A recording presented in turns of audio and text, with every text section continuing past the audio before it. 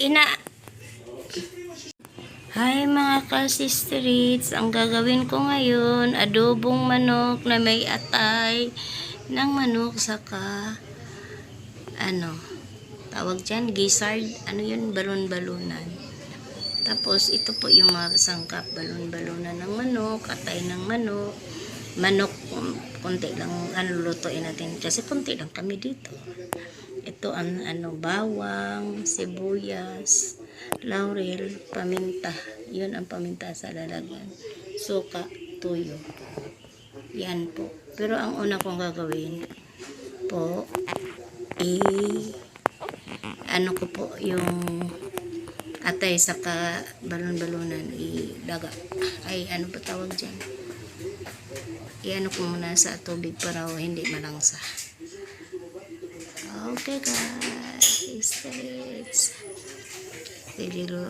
Nagpapainit na po ako ng tubig para ilalagay ko po yung atay bago ang tupa. Ito na po.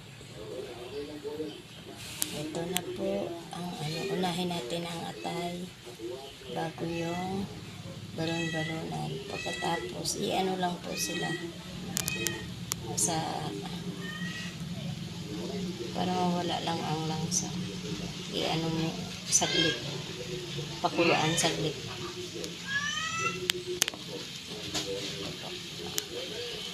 Ang gagawin natin, unahin ko po yung atay.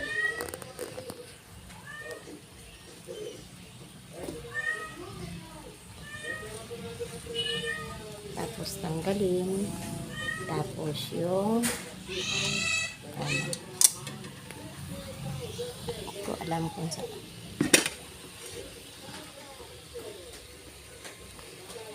di ba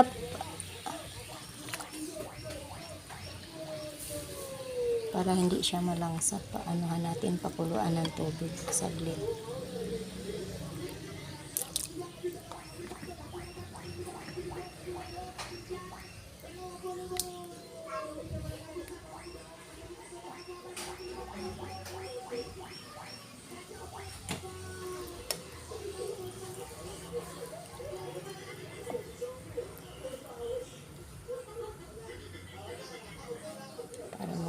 Ang langsa guys, pakuluan lang siya sa bago natin iluto bago natin ipaghalo-halo lahat.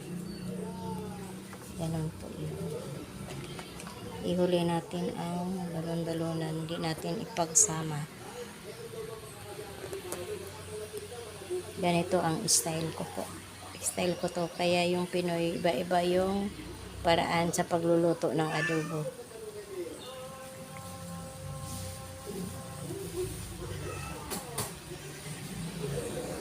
Guys, tanggalin na po natin ang atay. Ilipat natin yung lalagyan.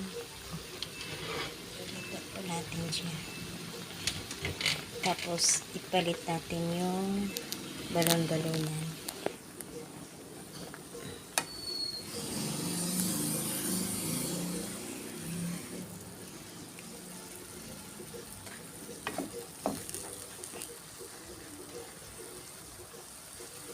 Di buo siya, di ba? Yung ganyan yun. Buo. Para mawala ang langsa, tanggalin natin ang langsa ng atay saka balon-balunan. Lalo na sa balon-balunan.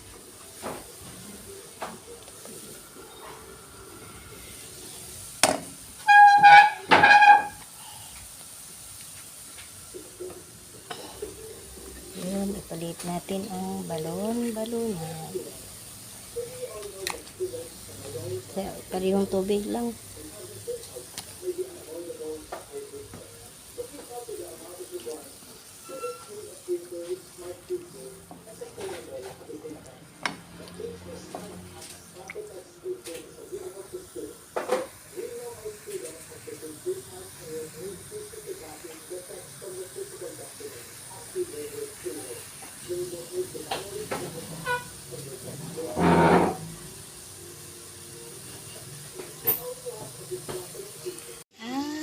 balon-balonan.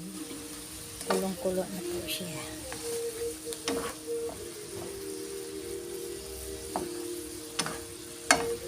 Lipat na natin.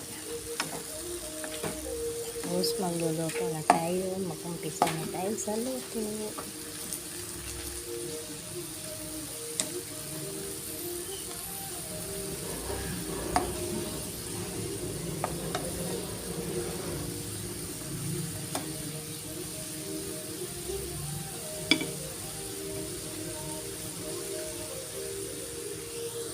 Ayo guys. Umpisa na ang luto. Ang hirap. Iuna po natin yung sa akin iuna ko yung bawang.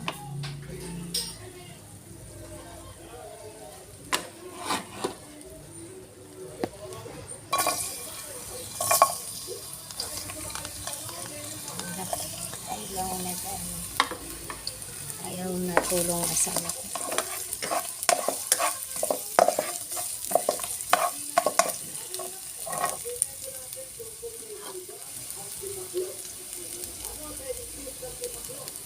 Tapos sunod sibuyas.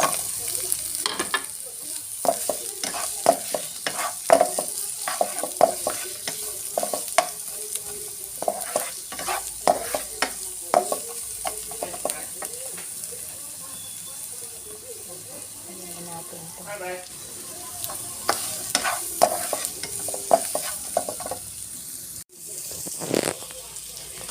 Ito na po. Kasama ko yung laurel saka yan, laurel sa isa para style ko po to.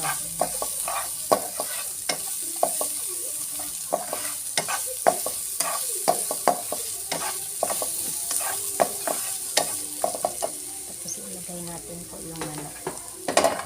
Ilagay natin yung manok.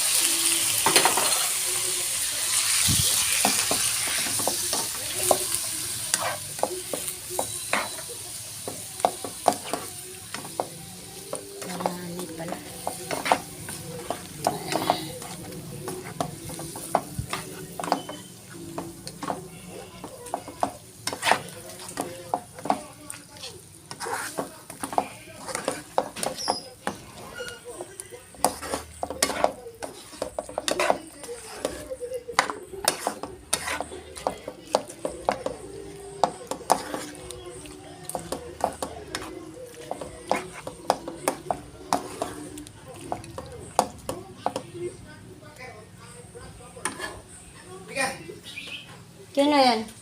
Kando. Kasagot naman. Lagay na natin yung dito ka sa patay balon-balonan guys.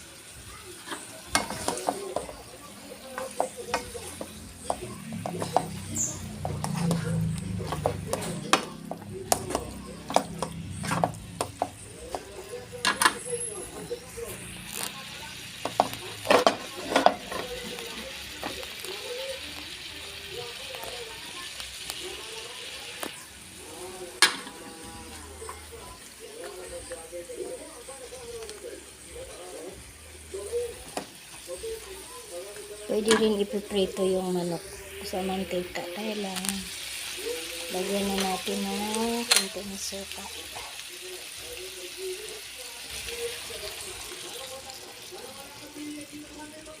Lagyan na po natin yung tuyo.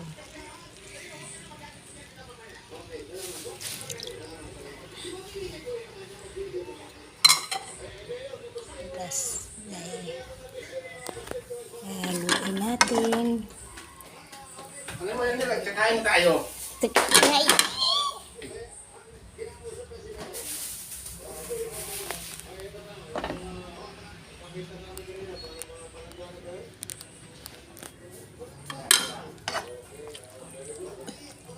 Lakas naman.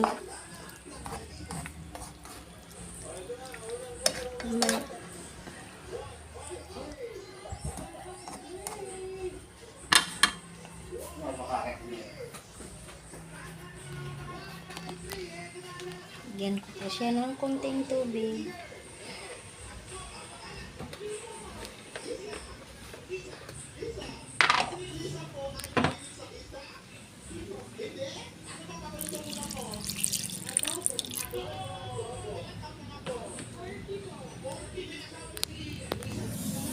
sana tayo ng takpan natin.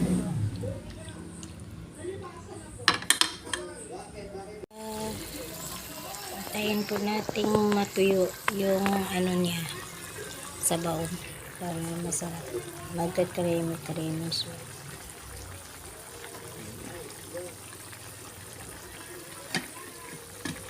Lagyan natin yung mga sili guys. Patuloy po. Mga 10 minutes po ito. Ano po.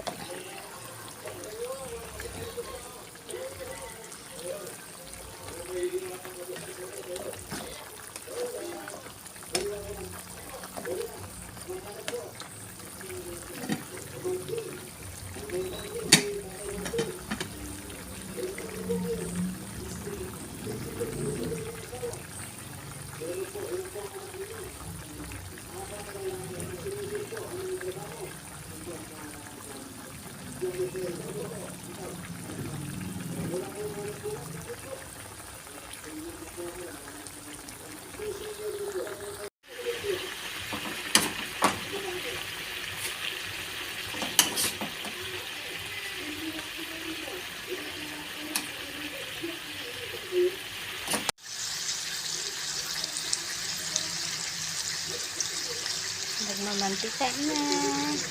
Malapit na siya maluto. Lagyan natin yung sili.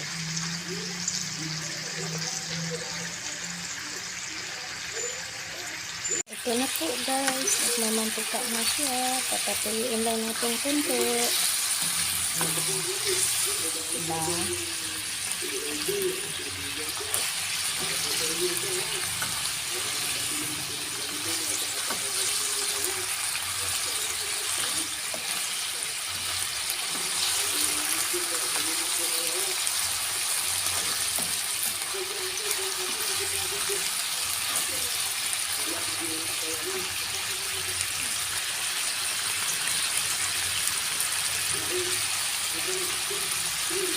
Kulay adobo po yan, hindi yan white.